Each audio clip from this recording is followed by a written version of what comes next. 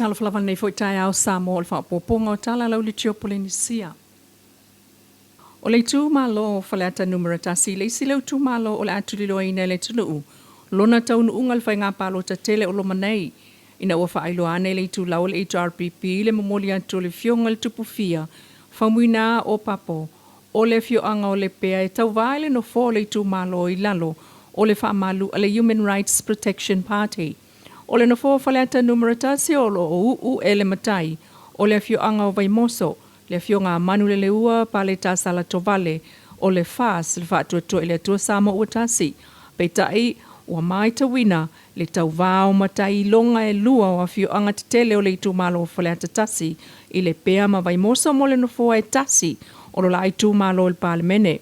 O whaleata numera tasi e au fiai, Vaimoso whaatipule, vaitoloa, ululoloa, tua efu tona i mato se e ala fua moa sina monga loto pampe senga. O le isi le tu malo e whaita wafelo na lola, peita e whaita wafe fo i tangata ele i oane e wha a fau ala tau le stala palota. E nisi o tala i tāpenanga lava mo le palota tele, mai sa la whai o le fio anga o sale lolonga. Le isi fo i fio anga tele o le tu malo, wha sale le anga numera tasi, Peitai o mai tauina e ui ina o loo sao whai pēle whai pule ta mai tai i le pāle mene ma umia le tofinga minista o le kāpeneta le fionga mata mua vāsati pulu whana ai wāngia ngi ai nei le lui a le isi fo i matai ta mai tai o le fionga lava o sa le longa whasanga i le no foe tasi o le laitu malo. O le asolo na whale nei talu ona si i le a ao le fionga pauli moana lua manuwai e ta mo e le pālo ta tele lua o lua ono. Ma whaailoa mai e le te fono le fās, so ngā la aulia mali e toa plata i vau, ua mai a momoli ane ai foi, le sui whaaulioli o le tu malo whaasale le anga numera tasi, i le a inga whaatuatua le tua Samoa ua tasi, le sunga pauli moana lua manuwai. Mai a momoli ai, le wha malo, le tō wha malo, le whautautanga o ipa ia o le tu malo sa le longa, i la fio ti amala ainga sa lua manuwai, mala la ua tama mai la ua matua, Susu amale ainga, sul malenga mali toa la ta il no foi tu ainga, ile fa le fia mal fal sala fai, ya mal to fa tu ua, upu ya te oil lolonga mal pule, male fai to anga e te lave manino lave ava. Anisi o tala, wala langa nei nei tu stalo Pasifika fianga e fia, o tangata motu mai suinga o le tau. E ao na mata itu e malo tele lo afu ai suinga o le tau. Ai o le nofo sila fia i fo i o tangata atu motu le Pasifika. I tu SS o wha awala mai a fianga o soifuanga o sa uma o tangata soifua. E le ngata o mea tō tino e pei o whale mawhanua. Ai o alata wanga i whanua a fia. E pe ona saunoa mo se wha taita ingal te mai tai whatono po kalame a le sprep tangaloa. O suinga o le tau ilo lato moto niwe. Wa ava ese ai ma le loa e leto e maua to mai o tonga fiti whanatura anona tina matua. Ina ua tafia ese le la au lava e tasi e whaiaia lato vai sa ola ilo lato whanua. Ai ua pē ma mō watu ona o suinga o le tau. O le tele o mea tō tino wha maunga mai ana mua. Wa leilo loa ona o afianga mai suinga o le tau e leto e maua. O afianga ia o lo tau mwhai e mata i tūma wha mau e pei foi ona whai ai nei le mawhitanga lea lau whaasalalau, mai moto le Pasifika wa whaina i suinga o le tau. O lo wha ngā solo ai pea, i nei mawhitanga i le ofiso le sprepi vai lima i le nei vai aso.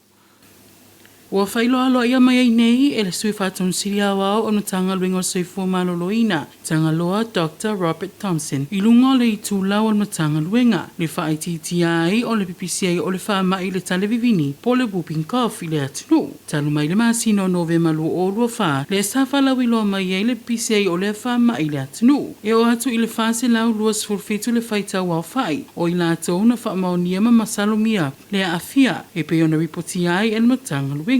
Ma e o mai a Februari o le tausanga nei, o te le lava se swinga o le whai numero o i lantou, na wha mawina mai a nove malu o lua wha. O aunga le nei wha mai, e tale, ta whema ma mawhale isu, whiwa ma wha asaro i na malalo si le tale i ma o ai in whaingata o na manawa, wha pea ai malinga ngasi o le tino. I wha maumaungan ma tanga luenga, o tanga tai pito silio na a fia tele i le tale vivini, o pepe whanau laiti tina amata mama tutua, tina ama itanga whapea i latou e inga singa se tūma o le soifua. O awala pui puinga ia mautino ua atoa tui pui pui al whanau laiti ma pepe, ia whaawau le tūma lau tele pe al furuma o lima i teimi uma, puni le fafonga pe a tale i se solo pepa mama, ia nofo le whale pe a whai ua whaamonia wa a fie le whaamai. O le whamanata matanga luenga o lo iai tui pui pui mo whanau ia e a fia ngō fie le whaamai, o tui pui pui e mo whanau whatu a atole ono vai aso, se fulu vai aso, se fulu wha vai aso ma le se fulu lima masina le mātutua. E le aise tutongi o nei tui pui pui, pau le vaenga e tau ona tau na pa iai, o le pepatui o lo walo, e ave i le whane mai, e whaailo ai o lo whaatino uma tui pui pui masiaki, po atua foi tui pui pui, i taimi whaatulanga ina.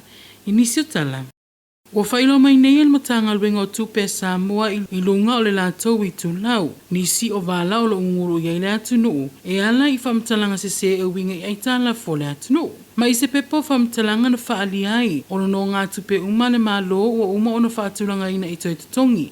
Ma o tupe toi tutongi ai nei no ngā tupe. O lo a fia i tono le pākete le atu nuu i tau sanga uma. I le mawhai o na suia nei fuafuanga. Se i wanga nā ua i aise suinga whaali tūla fono po se marienga fo. Na lato whaamonia ele aini suinga i le tongina o aita lafu. Mo le nei tau sanga whaatupe lu olo whaalu olo lima. Po tau sanga ua mawai. Se iwanga nā ai le taimi o le whaamai o le COVID-19. I le nā taimi, sa ave aisa mo mawaenga o le prokalame ala lalolangi e ta o le Debt Service Suspension Initiative. Pole TSSI. Mara o lea prokalame na mawhai ai e sa mo o na tuai le tongina o no ngā tupe e tau la ilana tali atu i le COVID-19. O le taimi nei, o lo tongi pe aita la fui na Efeso Swani e whaaititi e le aita la fo le malo. Ma e o atu i le whaiunga o te se malu o lua wha. Sa i le aita la fo le malo i le valu se lau matasi te si maleiva miliona tala. E tu sa maleiva su torpasene o le nei aita la fu e mai fafo. Ai o no te si malelima le aita la fu i te tonu lava le atunu. O lo iei fo i se tula fono whawa o malo. I whaatapula aile i tala fu i le 5% o le tamau a inga po le GDP. Ma o le teimi nei ua na o le 2 ma le toru te sima 2%. Le fua whaatau ma o lona winga o lo o le lei pea le atulanga. O whalitupe te tele mai whaf o lona noina mai e tupe Samoa e au fiai le XM Bank a Saina. Le whalitupe lalangi le World Bank. Ma le whalitupe o atina e Asia le ATP. O